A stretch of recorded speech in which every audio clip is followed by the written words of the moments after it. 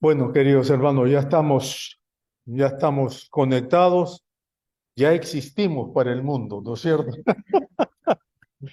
Antes era más simple, solamente era cuestión de estar conectados con la congregación en la capilla, pero ahora también tenemos una congregación fuera de la capilla, a quienes saludamos y obviamente bendecimos en esta mañana. Vamos a continuar con nuestro estudio de los profetas menores. ¿Me escuchan todos? No. Más sí, está bien así sin micrófono mejor, está bien.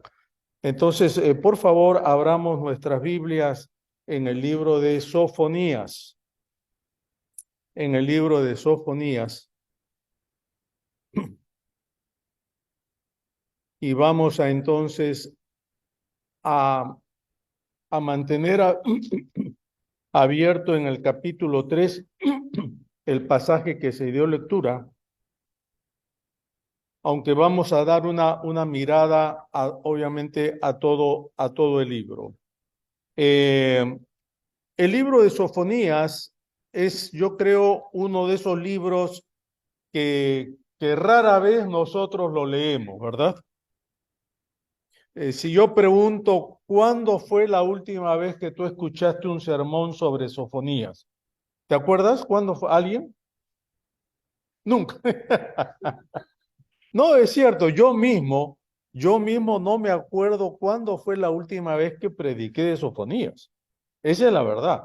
O sea, he predicado de algunos versículos como el 3:17 que vamos a luego mencionarlo, pero de todo el libro, en verdad, no muchos, inclusive los pastores predicamos de este libro. Y como dije en toda esta serie, los profetas menores son libros que a veces muy difícilmente también los pastores predicamos, por lo mismo que hemos estado diciendo. Son libros que hablan del juicio sobre Judá. ¿Y a quién le gusta escuchar sobre juicio? Sobre castigo.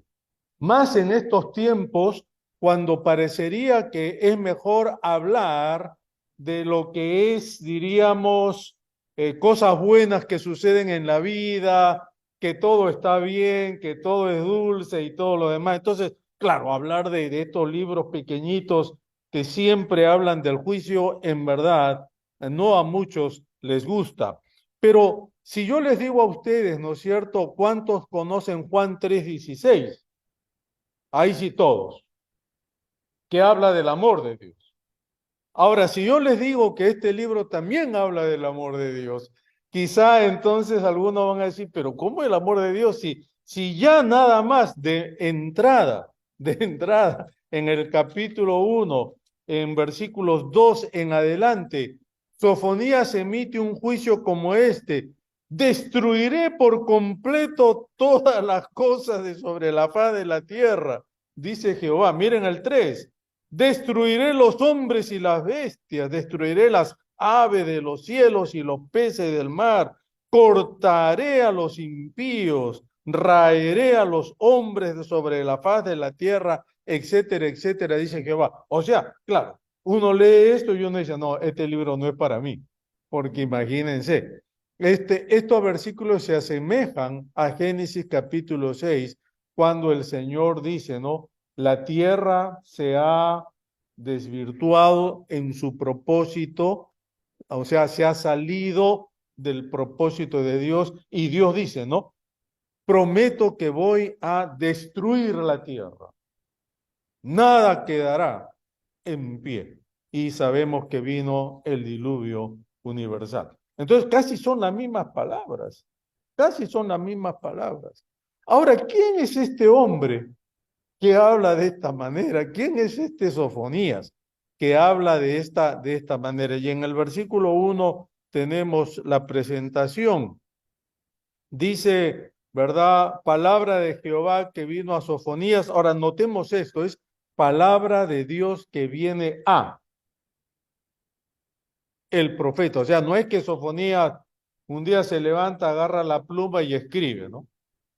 No, es Dios quien le habla y Sofonías entonces lo pone por escrito. Y miren lo que dice, ¿no? hijo de Cusi, hijo de Gedalías, hijo de Amarías, hijo de Ezequías, en días de Josías, hijo de Amón, rey de Judá. Ahora, yo sé que este versículo para nosotros no dice mucho, pero déjenme quizás descifrarlo rápidamente. Primera vez que vemos a un profeta, sea menor o mayor, dar su genealogía. Los profetas por lo regular no hacen esto. Con Rochi veíamos ayer un programa sobre los castillos en el Reino Unido. A mí me encanta ver esos programas porque me recuerda a nuestros tiempos allá en Escocia, Inglaterra, qué sé yo, que está lleno de castillos. Pero eso no es lo impresionante, aunque ya es impresionante. Lo impresionante es que esta gente, ¿verdad? De los castillos, los dueños, decían, yo vivo ahora, pero mi papá fue tal, mi abuelo fue tal, mi tatarabuelo fue tal, mi tatarabuelo fue tal, y se remontan hasta la Edad Media, sin ningún problema. Querido, yo ni llegué a conocer a mis abuelos, y no sé ustedes. Pero miren que acá, más bien, Sofonías hace un recuento hasta la cuarta o quinta generación, hasta que llega Ezequías. ¿Y por qué se detiene en Ezequías? Porque Ezequías quizá fue el mejor rey que tuvo Judá, el rey que anduvo en los caminos de Dios. Vamos a ponerlo en nuestros términos, el rey bueno. Y es por eso que entonces él se detiene hasta allá, para decir, miren, yo no soy un cualquiera, tengo linaje real.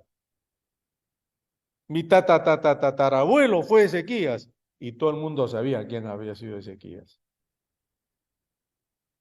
Esto nos muestra entonces que Sofonías se movía en lo que llamamos nosotros las clases altas de la sociedad. Allí se movía. Y aún moviéndose con ese tipo de gente, él no tiene problema de escribir este libro son juicios y palabras durísimas y condenas y todo eso. Porque también en el versículo 1 lo dice claramente. Él dice que profetizó en los tiempos de Josías. Este rey, este rey, si bien no fue como Ezequías, fue un rey que tuvo que luchar mucho con la idolatría de Judá, un rey que indudablemente no tuvo éxito, porque miren ustedes, queridos, y esto es algo que tenemos que aprender y lo hemos repetido muchas veces. 800 años antes, o sea, mucho tiempo atrás, ¿verdad? Dios había condenado al reino del norte por haberse desviado de los caminos de Dios. Y los asirios habían arrasado con lo que nosotros conocemos Samaria y toda la región del norte de Israel. Pasaron los años y Judá no aprendió ninguna lección. Judá cae en lo mismo. Y entonces viene acá este profeta y le dice a Judá, él era de Judá, dicho sea de paso, Sofonías era judío, y trae este mensaje de juicio, de destrucción de su propia ciudad, como diciéndole, miren, yo soy como ustedes, judíos, pero en todos estos cientos de años no hemos aprendido nada, no hemos aprendido nada. Y los mismos pecados que cometieron, ¿verdad? El reino del norte lo hemos cometido nosotros y por eso es que este juicio de Dios cae encima nuestro. Hermanos, el repetir pecados o el repetir lo que en nuestros días se llaman equivocaciones, decimos nosotros es muy humano. Errar es humano, dice un refrán. Pero saben, cuando ese error no considera que por ese error muchos han muerto antes y aún así nosotros seguimos haciéndolo y haciéndolo y haciéndolo y haciéndolo. Llega un momento en que nosotros mismos cosechamos lo que hemos hecho. Y nuevamente tenemos que decir que Él está hablando a una nación. Y así como yo esta mañana, hermanos, yo creo que debe haber pastores en nuestro país hablando de lo mismo, hablando a nuestra nación acá. Nos jactamos de ser una nación de herencia cristiana y gracias a Dios por ello. Pero me parece que nuestra nación no está considerando que se están repitiendo pecados y pecados y pecados y que llegará un momento, si ya no llegó, en que el juicio de Dios viene sobre todos nosotros. Sofonías sigue hablando y en el capítulo 2, él más bien diríamos que cambia un poco el tono y dice, pero escuchen, no todo está perdido. Y esto es muy interesante, hermanos, porque para Sofonías, Dios, como para los otros profetas, ¿no? Dios es grande en misericordia y ¿qué cosa? Y lento para la ira. A pesar que el capítulo 1 está lleno de juicio sobre Judá, en el capítulo 2 entonces lo que dice el profeta es, si ustedes se arrepienten, entonces hay salvación. Y miren lo que dice versículos 1 al 3, capítulo 2. Congregaos y meditad. O sea, es una invitación al pueblo a que se congreguen, mediten, ¿no? Antes que tenga efecto el decreto, dice el versículo 2. Antes que venga sobre vosotros el furor de la ira de Jehová, antes que el día de la ira de Jehová venga sobre vosotros. Y miren el 3, buscad a Jehová todos los humildes de la tierra. Y este llamado creo que hasta el día de hoy todavía está presente. El llamado a venir a Dios, a arrepentirse, el llamado a, si nos hemos desviado de los caminos de Dios, volver otra vez a los caminos de Dios.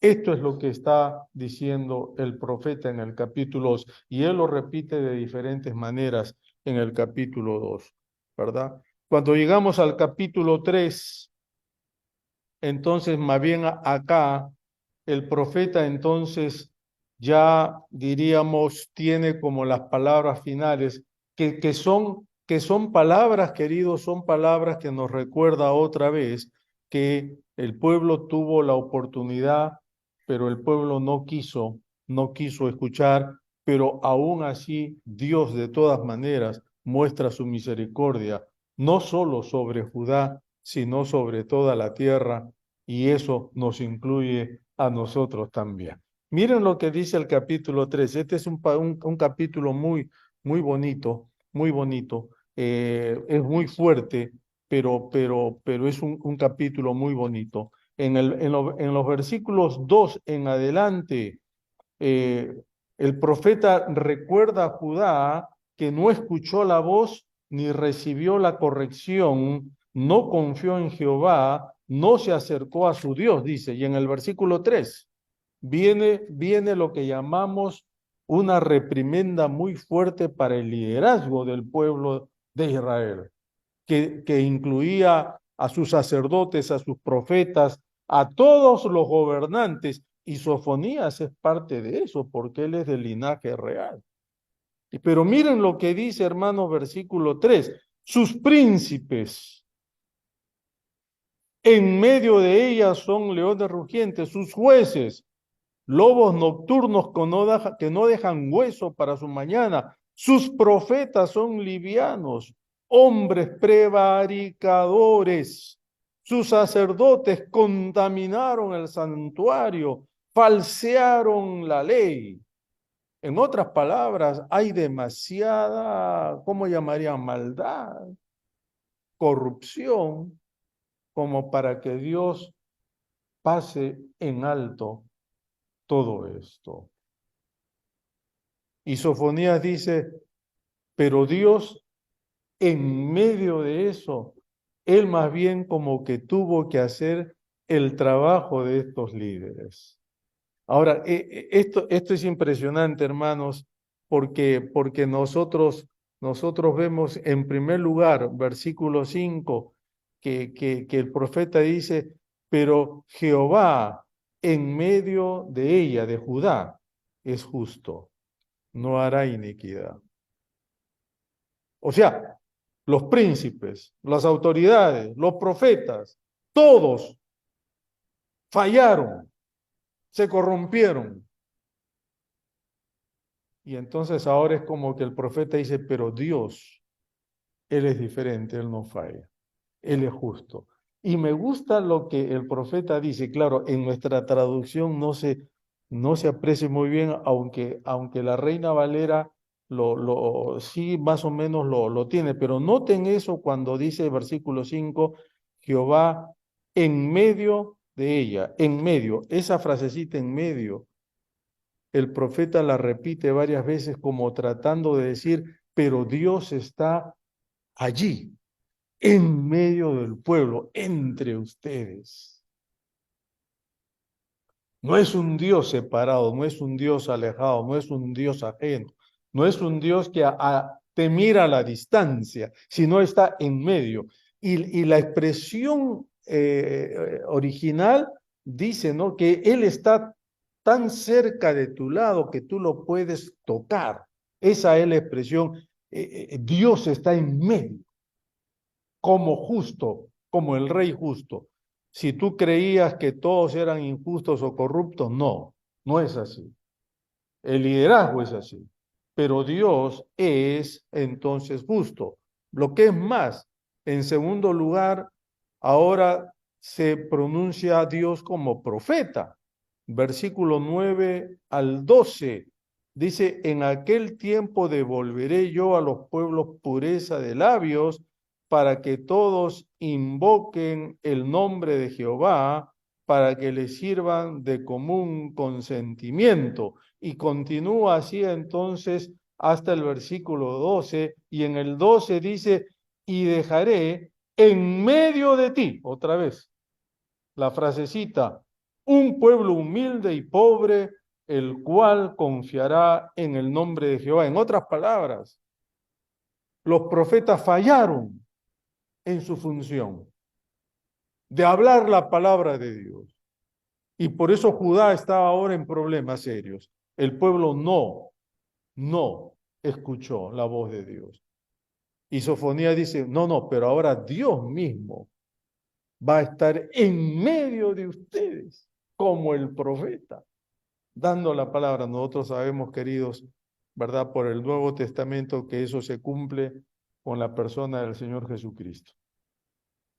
Hebreos, el autor de Hebreos dice, en tiempos pasados Dios nos ha hablado de muchas maneras, nos ha hablado a través de profetas, y Hebreos dice, no, pero en estos últimos tiempos, está hablando del tiempo del autor, dice, pero en estos tiempos nos ha hablado a través de su Hijo Jesucristo.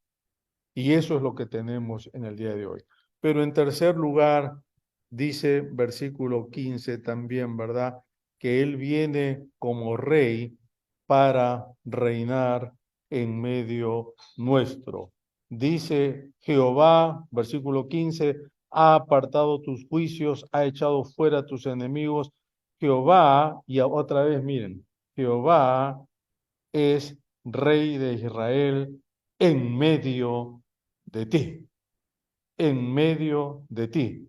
Nunca más verás el mal. Qué tremendo. Otra vez, como enfatizando, Judá tuvo cantidad de reyes, muchos de ellos eran reyes corruptos, pero ahora de pronto Sofonías dice, pero Dios es el rey en medio tuyo. Nunca más vas a ver el mal. Y luego entonces termina prácticamente este capítulo con versículos 17 en adelante, que para mí Para mí es una poesía prácticamente, hermanos, estos últimos versículos. El 17 es impresionante. El 17 lo voy a leer en otra versión. El versículo 17 literalmente diría así: el Señor tu Dios está en medio de ti como guerrero victorioso. Se gozará en ti con alegría. En su amor guardará silencio. Se regocijará por ti con cánticos de júbilo. Ahora, lo que nos está diciendo este versículo, hermanos, es que Dios está cantando con su pueblo. ¿Tú alguna vez habías pensado que Dios canta?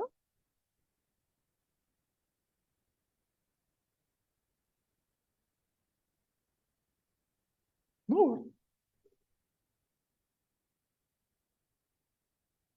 Pero acá nos dice la palabra, queridos, nos dice versículo 17, que Él entonces dice, se regocijará sobre ti con cantos. ¿Saben cómo dice la versión original? Literalmente, el idioma hebreo dice, Dios canta en voz alta. Dios canta en voz alta. En otras partes inclusive dice, Dios se regocijará sobre ti con gritos de alegría. Ahora, la gran pregunta es, ¿de dónde nace el gozo de Dios? Al punto que Él cante. Y la gran respuesta, hermanos, justamente es porque Dios ha destruido a los enemigos de Israel, ha levantado un remanente del pueblo de Israel, un remanente que está, si se quiere así, ¿no es cierto?, ejemplificando la iglesia del Nuevo Testamento, que es el pueblo de Dios, que para siempre morará con él. Por eso es que Dios canta, por eso es que Dios se regocija, y por eso que en el Apocalipsis nosotros vemos que esa es una fiesta, las bodas del Cordero, el gran banquete y todo lo demás, como que de pronto recién empieza a tener sentido. Pero ya en el versículo 14, el profeta había dicho a Judá, le había dicho, canta, oh hija de Sión, da voces de júbilo, oh Israel, gózate y regocíjate de todo corazón, porque Dios va a hacer proezas contigo. Y cuando entonces el pueblo de Dios canta, se goza, Dios también se goza con el pueblo. Hermanos, cuando nosotros venimos a la iglesia y cantamos, no es para cumplir un ritual, eso lo digo muchas veces. Cantar 2 himnos, 3 himnos y luego el sermón, eso es un ritual.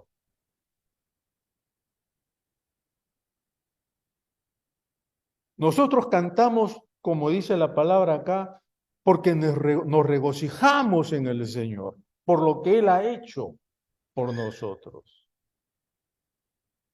Y le cantamos entonces testimonios, le cantamos alabanzas, le cantamos, ¿verdad?, lo que está en nuestro corazón. Y como resultado, Dios también canta con nosotros. Y esta experiencia de que Él cante con nosotros es una experiencia que yo espero que todos nosotros podamos, si no la hemos experimentado, tenerla. Porque otra vez el cantar no es solamente por cumplir un ritual, porque para rituales tenemos demasiadas cosas, sino porque tenemos que escuchar cómo es esto. Y quiero terminar con justamente lo que dice este versículo de escuchar al Señor. Miren ustedes, versículo 17, lo voy a leer de la Reina Valera. Jehová esté en medio de ti, poderoso. Otras versiones lo traducen literalmente guerrero. No se olviden que en el Antiguo Testamento, ¿verdad? Las guerras era lo que reinaba, primaba, y por eso que se usa mucho estas imágenes de guerras, de soldados, etcétera, etcétera. Y dice lo siguiente: se gozará sobre ti con alegría, y la siguiente frase me llama la atención: callará de amor, callará de amor. Me puse a estudiar esta frase porque, claro, yo conozco este coro y vamos a cantar y enseñarles un coro ahora de este versículo, pero otra vez me hizo pensar qué significa callará de amor. Literalmente la palabra dice que en medio del canto, del regocijo del pueblo y de Dios, hay un silencio.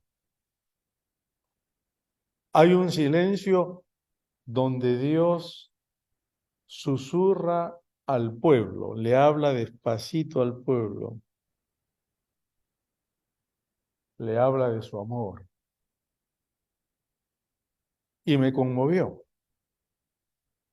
porque en medio de todo ese cántico, aquí hay un silencio, y es un silencio de amor, no es un silencio musical, es un silencio de amor. De pronto Dios para y Dios te habla al oído, al corazón. ¿Se acuerdan a Habacuc, que también decía lo mismo, Dios? Que Dios te habla al corazón? A veces, querido, yo he estado en cultos donde en verdad el canto es muy bonito y exuberante, en verdad es hermoso, pero sabe, los 45, una hora, hora y media de cantos y de todo lo demás, nunca para. Y a veces que yo tendría ganas de decir, por favor, pueden parar un momentito y dejar que Dios nos hable.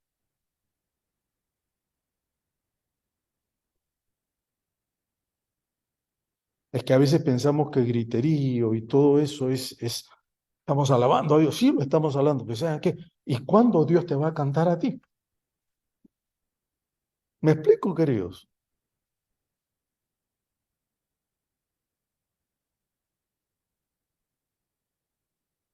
Y yo quisiera que nosotros seamos una congregación que responde a Dios y entiende a Dios.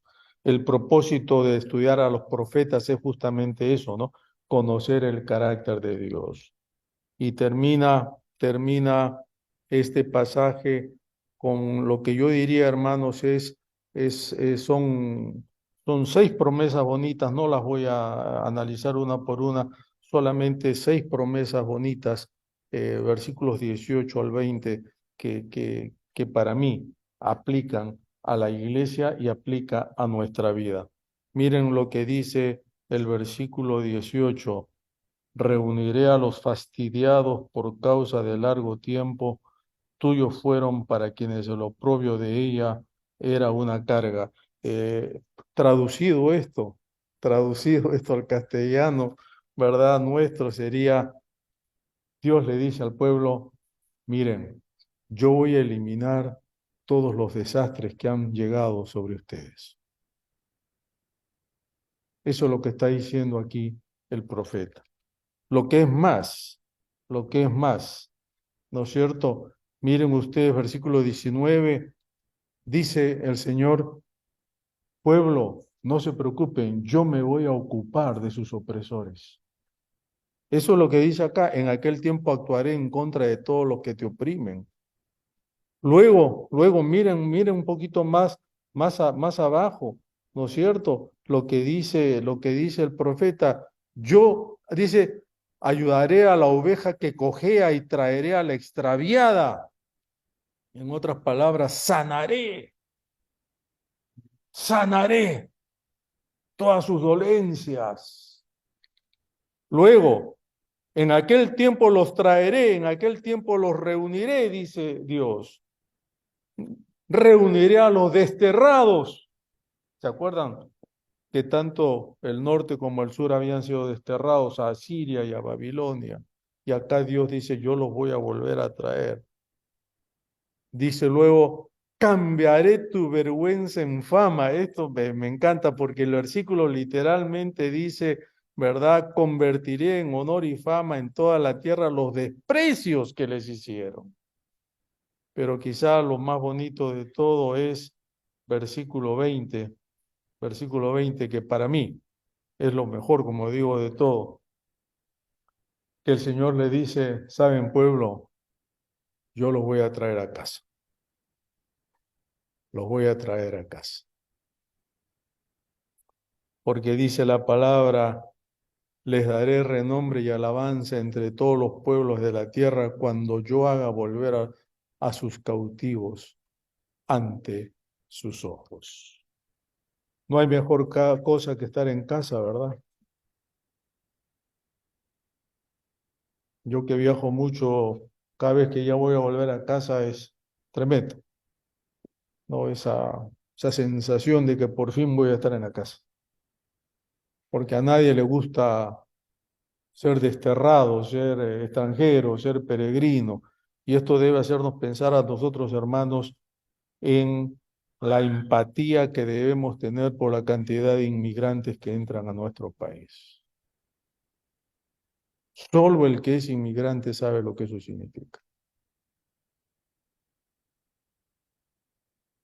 Y me encanta cómo termina esto, porque Dios le dice a Judá, les dice, saben, al final de todo esto, yo los voy a regresar a casa. ¿Qué significa para la iglesia? Hermanos, nosotros estamos esperando que Dios nos lleve a casa también. Para eso Cristo viene, para llevarnos a casa. Primera Pedro dice, todos somos peregrinos en esta tierra. El mundo no es nuestro hogar. Somos peregrinos aquí. Cuando el Señor venga, dice Pablo, Él nos llevará a casa y estaremos con Él eternamente y para siempre. Este es el mensaje de Sofonía. Les dije, no era un mensaje de amor. A pesar de todo, todo el juicio es un mensaje de amor. Es un mensaje de amor. Termino diciendo lo que un escritor hablando de Sofonías dice, yo me imagino a Dios Padre consolando a Judá, la niña de sus ojos. Dios abrazando a esa niña, cantándole. Y de pronto se detiene y con voz dulce y suave le habla al oído a la nena y le dice, hijita, no te preocupes, ya todo esto pasa. Babilonia quedará destruida. Los que te oprimieron quedarán destruidos. Las burlas que recibiste, todo eso queda atrás. Ahora yo estoy contigo para llevarte a casa. Tremendo. Qué tremendo. Esa es la promesa que tú y yo tenemos, queridos. Que nuestro Padre te dice, ¿estás sufriendo ahora? Eso ya pasa. ¿Te están persiguiendo? Eso ya pasa. ¿Te están insultando? Eso ya pasa. Porque yo ya vengo para irnos a casa. Amén. Amén. Vamos ahora. Padre, gracias en esta mañana por este mensaje que nos recuerda el gran amor que tienes con tu pueblo. Y Señor, aquí estamos eh, agradecidos a ti, agradecidos a ti, que tú, Señor, nos has prometido tanto y nos has dado tanto. Y todavía, Señor, nos falta esa última promesa que tú vendrás para llevarnos a casa, como Sofonías lo anunció a los judíos. Oh, amado Cristo, permítanos entender esto, permítenos, Señor, también ser conscientes de nuestras responsabilidades, no apartarnos de ti y seguir fieles en tu camino. Te lo rogamos en el nombre de Jesús. Amén. Amén. Amén. Amén. Amén.